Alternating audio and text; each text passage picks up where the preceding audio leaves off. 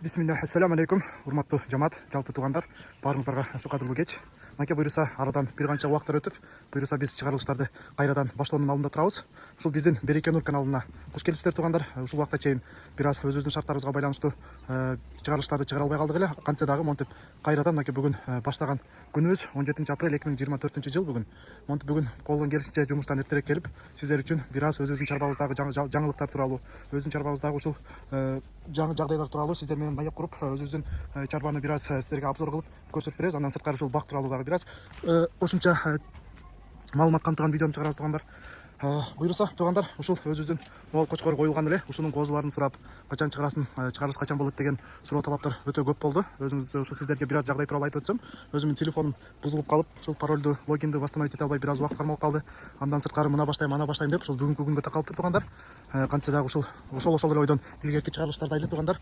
Ушул өзүбүздүн чакан сарайыбыз, өзүбүздүн бир аз шарттарыбызга байланыштуу койлорду, ушул бир аз картан койлорду, тиши майдаланган койлорду сатып бир аз чарба азайды.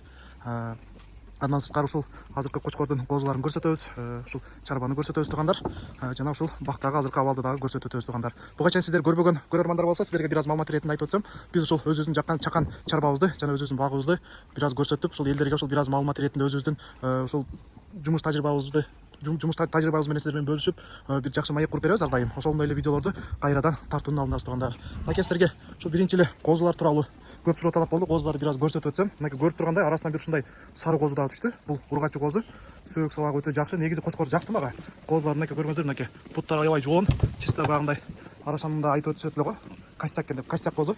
Мал мол болсо, эркек козу тууган, ушул бир айлык козулар. Өзүлөр көргөндөй ушул каштан бардыгы жайында, мынакей төштөрү, көрүп тургандай жүнү, түсү, куйруктардын жайгашканы бардыгы негизи мага жакты.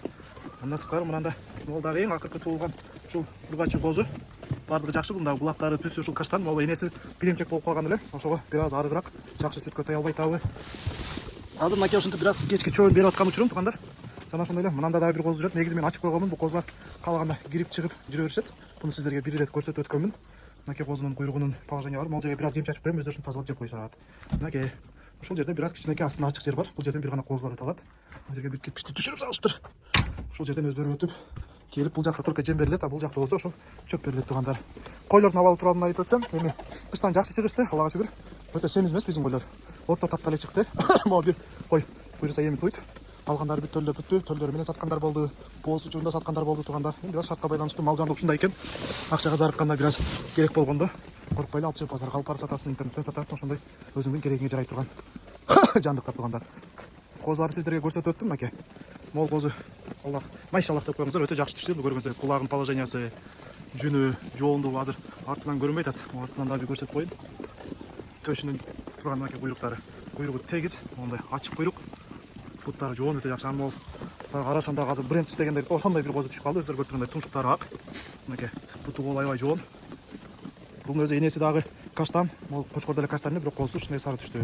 Анан жем тууралуу айтып өтсөм, азыркы учурда булар болгону бир эле мал кечинде гана жем жеп атат. Ал эми тиги чоң кочкорлор, козу кочкорлор болсо күнүнө 2 мал жем жеп аткан учуру туугандар.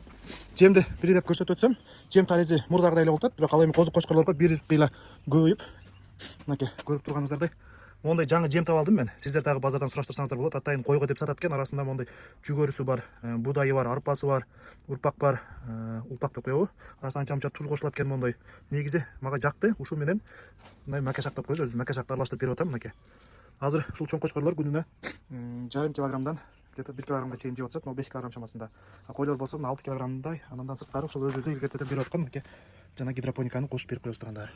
Негизи ушул жемди сиздерден бир ирет сурап көрүңүздөр. Негизи мондой болот экен. Алып койдум. Сиздер сурасаңыздар, балким сиздер жакта да бар экен, мондой арасында күнжарасы да бар туугандар бунун. Негизи мага жакты бул жем. Баасы дагы жүгөргө караганда бир топ арзаныраак экен. Бул 20 сом экен килограммы. Могу жүгөр болсо 25тен алып атам мен азыр кытапты.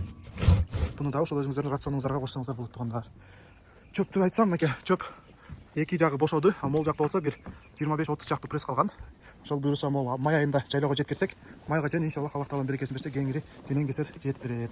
Мынакей дагы бир козуну көрсөтүп коелу. Мынакей үстүгө чыгып алып тур, көрүп турганда ушинтип да чыгып да жеп атышат. Куйругунун положениясы мынакей туяктары, төштөрү туугандар. Негизи аябай жакшы, негизи жакшы эле төл берди, Аллага шүгүр. Кочкорду көрсөтүп өтсөк, кочкор мынакей бир аз жүнүн эртерээк алып коюп эле монтип агарып турат, бирок бул жагынан карасаңыздар монтип уже саргайып, аны кылчык жүндөрү кайра чыгып келе жаткан учуру. Мынакей булар уже чөбүн жеп түштүр.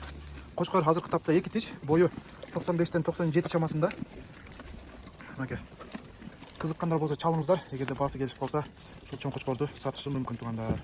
Негизи өтө жакшы экен.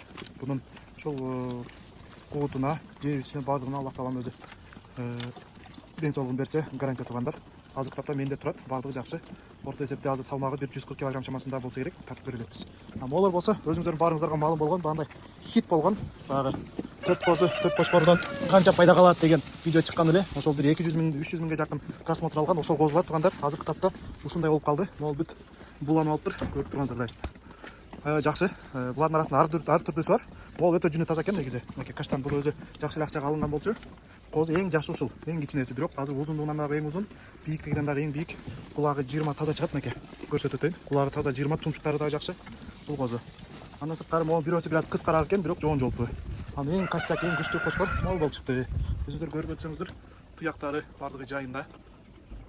Тумшуктары дагы жакшы. Энесинде мынакей 2 жеринде аг бар экен, энеси бул жакта турат, каласа энесин дагы көрсөтөбүз. Негизи кочкор керек, мындай жөндүрөөк. Арашандар өтө кымбат болуп атат десеңиздер, байланышыңыздар. Эгерде кочкор сиздерге жакса, баасы келишип калса, насип кылса сиздерге да сатышыбыз мүмкүн.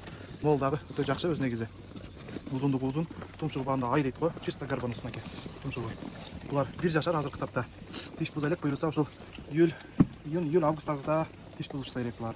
Узундугу узун, куйруктары мынакей көрүп тургандай тик куйруктар. Буйруса дагы бир чыгарылыш кылам да сиздерге ушул кочкорлорду дагы тегиз баарын көрсөтүп берем туугандар. Мынакей куйруктары азыр табы ортодон бийигирээк жакшы эле семирип калышты окшойт булар. Көрүп тургандай куйруктары ушул, чоң кочкордун куйругу ушундай. Салыштырмалуу мынакей боюн көрүп атасыз. Чоң кочкор ушундай, жоон жолтуулугу дагы жоон мынакей. Ушул туугандар, бул негизи алынган. Буга чейин сиздерге тартып жүргөндө көрсөткөнбүз туугандар. Эми акыркысында могул бакты бир ирет көрсөтүп коеюн. Аллага шүгүр, быйыл жакшы эле түшүм берчүдөй. Мынакей көрүп тургандай уже бир катар моундай болуп мөмөлөрүнү түйүп жакшы эле алды. Буйруса Аллах таалам жакшы берекесин берсин, ар бир кырман толтурсун туугандар. Мынакей көрүп турганыңыздардай, буну быйыл дагы бир ирет жакшы эле бутаттырдык. Мынакей көрүп турганыңыздардай, ушул гиластардын бүт кыркылгандары, булар дагы эми жакшы эле болчудай. Иншаллах Аллах таалам өзү берекесин берсин. Былтыр дагы ушул 12 түптөн бир 50 миң сомдой чамасында сатылган. Ушуну сатабыз дагы артынан чөп алабыз туугандар биз. Негизи биздин чарбада ушундай жаңылыктар, дагы эмне жаңылыктар десеңиздер, буюрса ушул кышында кыздуу болуп туугандар куттуктасаңыздар болот бизди. Андан сырткары дагы эмне дейбиз? Чарба ушул, азыркы тапта ушулар калды. Бир ирет эленди десек болот. Арасында көпчүлүгү эле токтулар булар. Быйыл туучу. Анан 6-7 баш эне койду алып калдым. Ошолор буюрса быйыл ушулардан төлөп алабыз. Колдон келишинче туугандар, эми ар бир чарбага береке болсун. Ар бир момун-мусмандын үйүнө береке кутун жадырсын туугандар. Бизде ушул сыяктуу жаңылыктар, мынакей өзүңүздөр көрүп тургандай, ушул кыгы калды. Буну дагы буюрса жайында бир аз очокот жагып, тамак-самакка иштетип, ушул сыяктуу жумуштар туугандар. Чарба ушул айлана жап-жашыл болуп буюрса Алла тааланын берекеси жааган айларында турабыз. Мынакей орозону буюрса иншаллах ар бирибиз кармалдык. Кармаган орозоңуздар кабыл болсун. Ушул орозодо кылган ибадаттарыңыздарды Аллах таалам кабыл кылсын. Дуаларыңызды кабыл кылсын. Шарт ушундай экен. Бир аз шартка байланыштуу балким өзүбүздүн арамзачылыгыбызга малып калдыбы. Кантсе дагы ушул YouTube'га жазганда, WhatsApp'тан ар дайым мага чалып кабарлашып турат. Ошолорго жооп берип, колдон келишинче кызматты кылып келатабыз. Мындан дагы кылабыз туугандар. Андыктан ар бир үйдөн береке кут үзүлбөсүн. Ар бириңиздердин ыйманыңыздар бекем болсун туугандар. Ассаламу алейкум, рахметуллахи ва баракатух.